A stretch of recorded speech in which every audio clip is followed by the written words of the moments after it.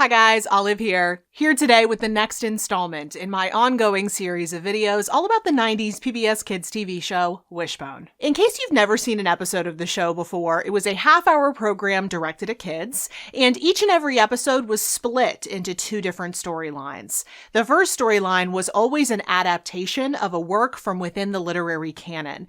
That was most frequently a book, but it could also be a short story, a play, an epic poem, a myth, a legend, a folktale, anything along those lines. And then in the second storyline, we focused on a 90s era family living in Texas with their pet Jack Russell Terrier, Wishbone. And whatever was going on with them in their storyline always related back to the themes found within the literary adaptation. In this series of videos, I look at one episode of Wishbone per video, and I compare that episode to the work of literature they took on within it.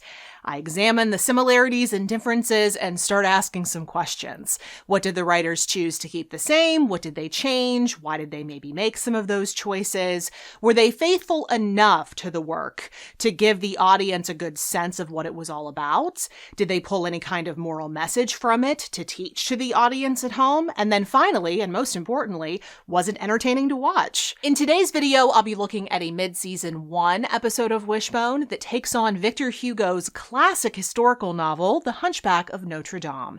The episode is titled The Hunchdog of Notre Dame. Let's take a look. What's the story, Wishbone?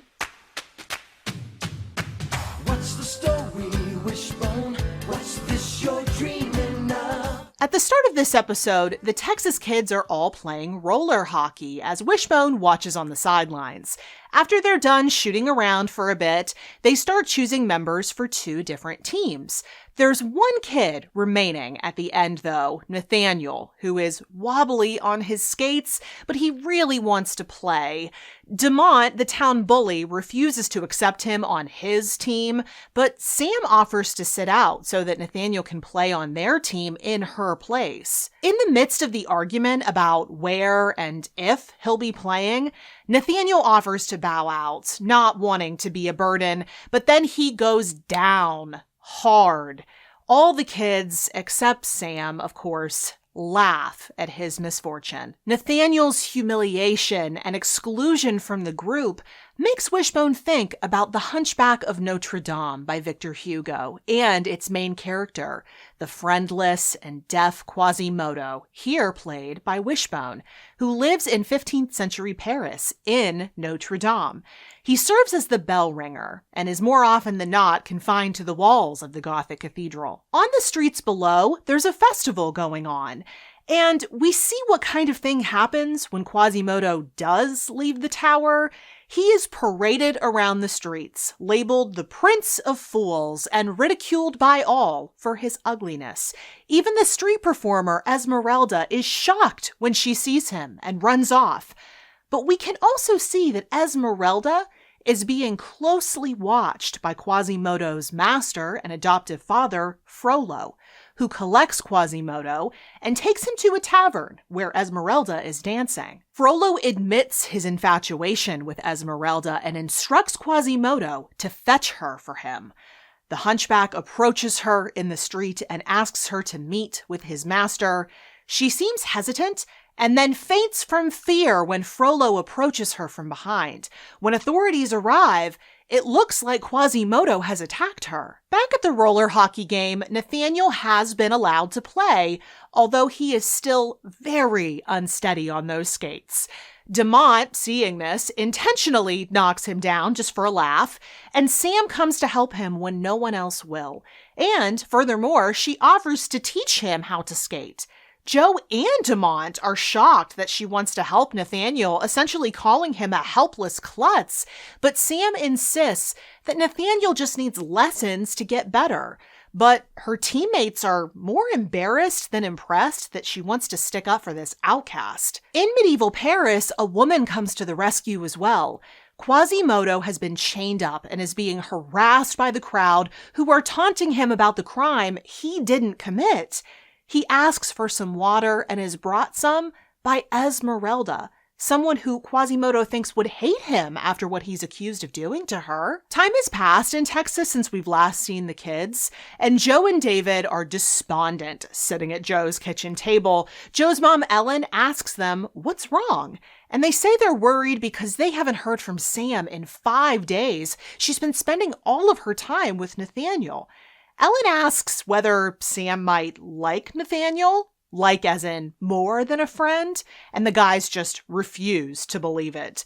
Wishbone goes to track Sam down for them and finds Sam and Nathaniel coming back to her house after a skating session. Nathaniel isn't confident that he's getting any better on the skates or that he has any chance of making inroads with the other guys, but Sam insists that they'll think of something.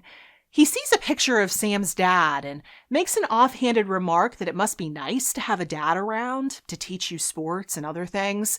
He hasn't seen his dad since his parents divorced when he was only 7 years old. Sam relates, since her parents split up too, and she shows Nathaniel a trinket she got as a birthday present from her parents the year before they decided to divorce. She likes to keep it as a reminder of the good times.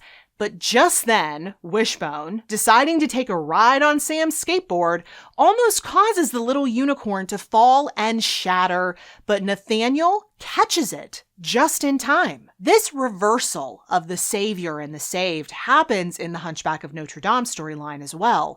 We're told that in an attempt to get Esmeralda for himself, Frollo attacked Esmeralda's boyfriend, but she ended up being accused of the crime and is sentenced to death. Frollo offers her one final chance of salvation. If she will only agree to be his, he can make her free. But she refuses and calls him evil. Quasimodo, watching the rowdy mob from above, comes down to save her by attacking the executioner. Esmeralda can free herself from the noose, and they begin fleeing to the cathedral together. Frollo tries to stop them, but they make it away. And Esmeralda says that in that moment, Quasimodo is beautiful. The whole incident of that falling unicorn trinket gives Sam an idea of how Nathaniel can break the ice with the guys. When they show up to play, Sam introduces Nathaniel as the best new hockey player in town. Everyone seems skeptical of that, even Nathaniel himself, but Sam insists it's time for him to play. Before they start, though, Joe and David confront Sam about spending all of her time with Nathaniel. She tells them she's just trying to help Nathaniel out since he needs a friend, but the guys say that they need her friendship too. She responds by saying this isn't a zero-sum game, they're still her best friends, and she tells them that Nathaniel isn't as clumsy as they think. Appearances can be deceiving. They start playing, only this time with Nathaniel as the goalkeeper, and he starts getting save after save. Turns out his fast reflexes saving that precious object of hers opened Sam's eyes to his value in the game. Dumont starts to go in for the kill, but Nathaniel catches it before it can go into the net. His team is overjoyed. Dumont looks ready to pound him, but then actually insists that Nathaniel be on his team next game. So let's talk about this episode, starting with a brief but necessary acknowledgement of just how different the novel is from this adaptation. They changed so much, I couldn't even begin to itemize everything. And then what they did keep the same, they changed quite a bit. Just for instance, as an example, Quasimodo does attack Esmeralda at the beginning of the novel, which makes it all the more surprising that she would be the one to offer him water, that she would extend herself in that way, especially because Quasimodo's own master, Frollo, publicly refused to help him in that moment. Esmeralda's boyfriend, more correctly, her love interest in the novel, they're never actually together, she's just interested in him, Phoebus. He's only referred to off-screen when in the novel he's a pretty important character. And then Frollo's brother and Esmeralda's mother and their respective storylines are left out entirely. I do think the episode attempted to hint at the orphan theme with the inclusion of the conversation about the divorces of the parents of two different characters, Sam and Nathaniel. Sam doesn't see her mom much. She's not a really big part of her life. And then Nathaniel admits that he hasn't seen his father since he was 7 years old when his parents split up. And I think at this point we're talking about 12 or 13-year-olds. That's a pretty long time to go without seeing your father. That's a pretty dark admission, actually, that they included very casually. It's clear that the writers of this episode, in crafting these two different storylines, intended that friendship between Sam and Nathaniel to mirror the one between Quasimodo and Esmeralda, in that these two characters help each other out, and they're willing to look past initial judgments, past other people's perceptions of someone, to actually see the core of who someone truly is. And I am glad that the writers in the real life storyline were able to demonstrate that point without making a character physically disabled. It's Nathaniel's clumsiness on his skates, his lack of the skill to skate, that causes him to get teased, not anything based on his physical appearance or anything to do with his ability. So that part of the episode was pretty solid, but all the rest of it just wasn't as good, in my opinion. I think they included some building blocks, some minor bits and pieces of the novel that could possibly give viewers an idea of what the novel has to offer, but they fell far short of doing it justice, and that's just how I feel about it. In addition to all the other changes, there's also a smaller thing that I noticed. Maybe it's nitpicky, but it did bother me. At the beginning of the novel adaptation of this episode, they acknowledge that the character of Quasimodo is deaf. But then throughout the rest of the adaptation, they behave like he isn't. He's able to hear everybody just fine. So that's actually something I think they should have left out. Like, if you aren't going to be consistent about that, if you aren't going to honor that part of his character, then just leave it out. Speaking of leaving things out, though, aside from Esmeralda going up to be executed at the end of this adaptation, pretty much all of the violence within this novel, and there is a lot of it, including the not at all happy ending, is excluded from this adaptation.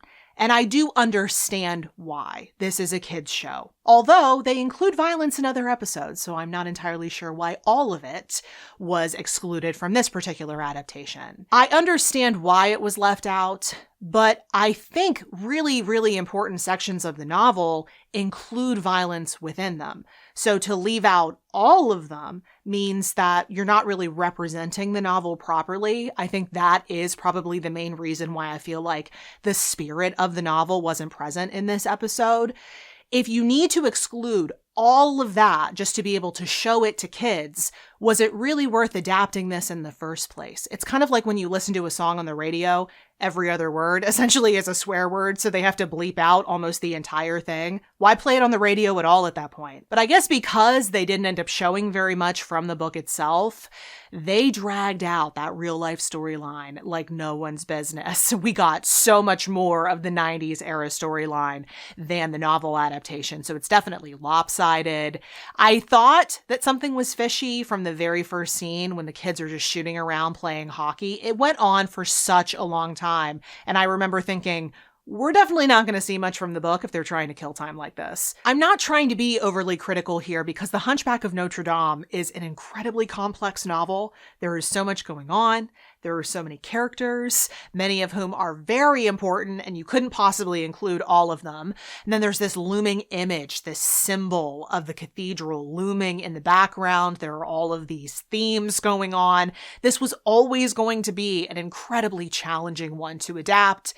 And I think they just barely kind of scratched the surface on this one. And while it was entertaining, it was really hard to go from reading this novel directly into this more diluted version of it. I just don't think this particular novel was built to be a Wishbone episode. Honestly, I think the Disney movie did a lot better job of doing the novel justice, and even they changed a ton. And I was interested as I was watching this and thinking about the Disney movie, which one came first, Wishbone or Disney? And Wishbone actually came first. This episode came out in October of 1995, and then the movie premiered the following summer in 1996. And that made me interested to think about how many kids saw this episode and then went to go see the movie in theaters. It brings me no joy to give a Wishbone episode a bad grade. I adore this show. There are so many episodes that really get it right.